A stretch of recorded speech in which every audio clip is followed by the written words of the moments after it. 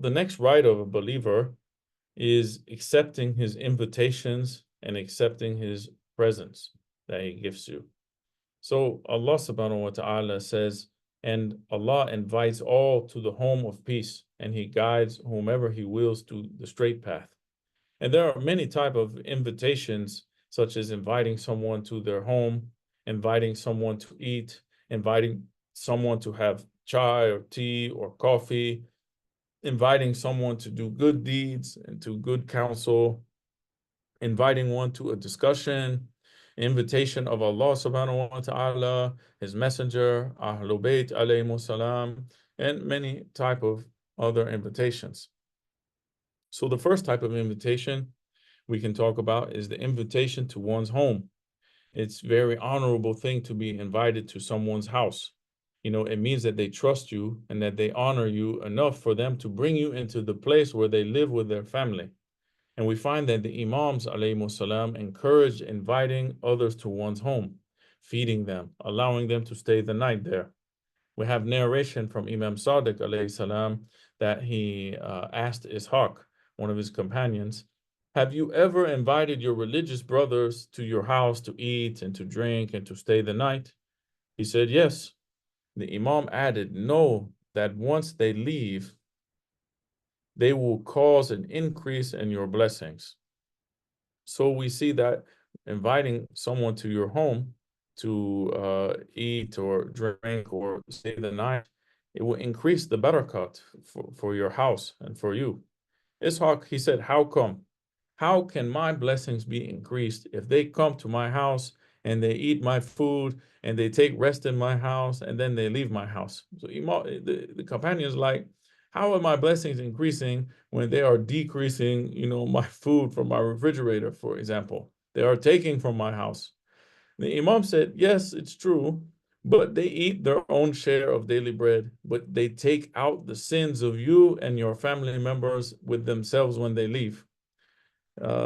This is also a narration that says, one of my teachers told me when I came to his house, he asked Sheikh Kulaini, he said, you want water or do you want, Pepsi? So Sheikh said, I want some water. So my teacher, Sayyid Hujja, he's like an encyclopedia for riwayat. Everything he says riwayat for this, riwayat for that, everything he comes across, a riwayat pops in his mind. Subhanallah, it's very amazing. So Sayyid, he told Sheikh Kulaini, he gave him the water and he said, it's very good. There's riwayat that when you give a person water, that when they drink the water, they take all of the sins of the house away and they take them with them. So Sayyid turned to me and he said, do you want water or do you want Pepsi? So I told him I want Pepsi because I don't want to take your sins with me, and he laughed, but then I took the water too. Yeah, so when you give somebody something and you offer them something to eat or to drink or to stay at your house, this is why we see all of these people in Karbala, they are offering their homes for people to stay in. They're begging you to come in their house and stay because they know there is so much reward in this matter just by itself. I remember one, I'll tell it in a minute, inshallah. So we also find this, in an example of this narration, in the narration of someone whose name is Ahmed ibn Ja'far, where he narrated that someone told Imam Hassan al-Askari, he said, how come Abu Delf, this person, he owns 4,001 villages? Imam Hassan al-Askari alayhi salam, he said he invited a believer to his house one night, and when he wanted to leave, he gave him a bag of dates containing 4,001 dates to take with him. And that is why Allah rewarded him with the ownership of one village for each of the dates that he gave. Subhanallah. So when we give someone something, Allah increases it so many times over.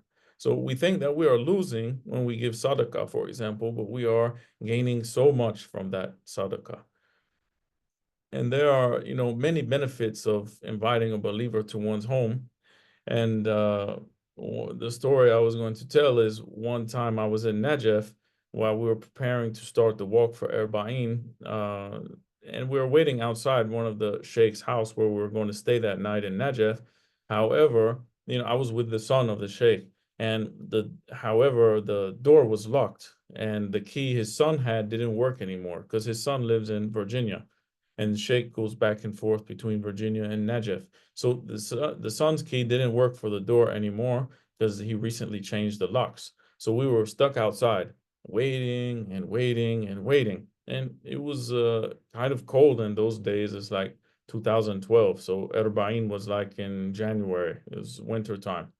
So the neighbors across the street, they noticed that we were all standing outside and they invited us into their very small home. There was a lot of us out there, maybe like 20 of us, and they invited us into their small home and offered us to, take a rest and to eat and wash our clothes, even everything that they could, they wanted to give it to us. And they didn't know us at all. But the love for the visitors of Imam Hussein alayhi salam compelled them to welcome us into their home, and they honored us as their guests. If one wants to see the highest peak of generosity in people today, let them look to the people of Iraq who host these pilgrims every single year during the walk of Erba'in. I mean, it's the most amazing thing that we can see. And one can only imagine if these morals of Ahlul Bayt alayhimus salam were to spread throughout humanity, how it could change the course of the world and how it could eradicate all of society's downfalls.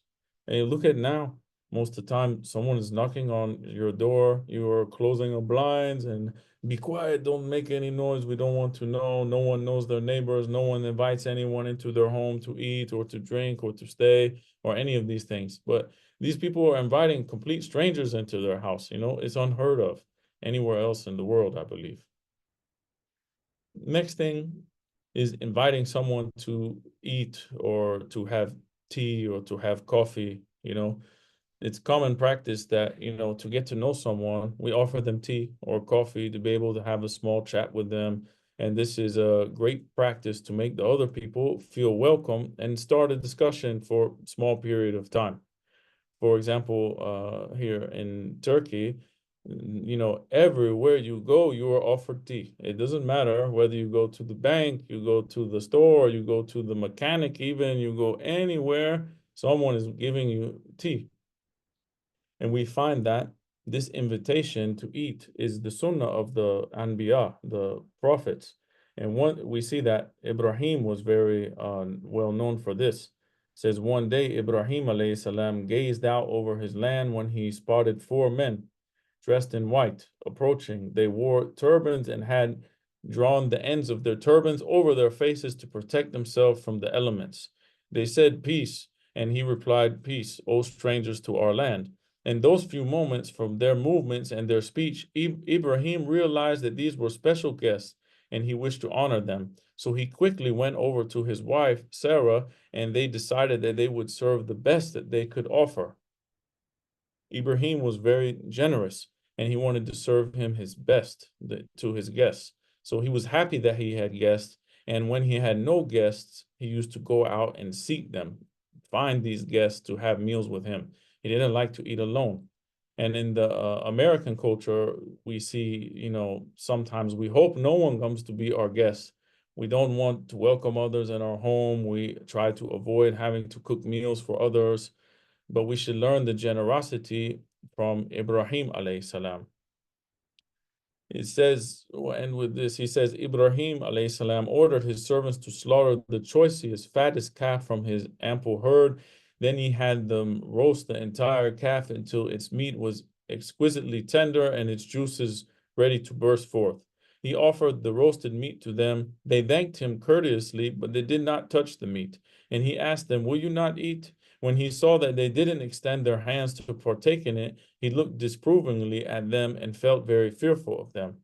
He cast a nervous glance at Sarah, whom he had instructed to stand by in case their guest should need anything. Then he looked back at his guest and said quite frankly, "We are afraid of you." At last the men pulled aside the coverings from their face, and Ibrahim immediately recognized the angels, Jibra'il, Mikael, Raphael, And they said, "Do not be afraid, we have been sent to the people of Lut." He was both relieved and elated to see his old friends. So whenever the first harvest was reaped, the people would bring him the fresh fruits to the prophet. I think we are running out of time, so let's save this story for the next class, inshallah. But we see from Ibrahim alayhi salam, when he saw strangers, he would invite them into his house. He would offer them a meal, the best meal that he had, not the leftovers. He would say, I'm going to roast a lamb for you and make the best meal that we have. So this is sunnah of the prophets, to invite people into your homes. And it's also one of the rights of the believers that we owe one another. When someone invites you, you should accept the invitation, unless there's something, pressing that you cannot go and you have an excuse. But if not, we should accept the invitation of our believing brother in faith. So we'll end here, and inshallah, we'll pick back up with this next story next week, inshallah. Sallu ala Muhammad wa ali Muhammad. اللهم جزاك صل الله على خير. محمد وآل محمد. اللهم الله صل. جزاك الله شيخ.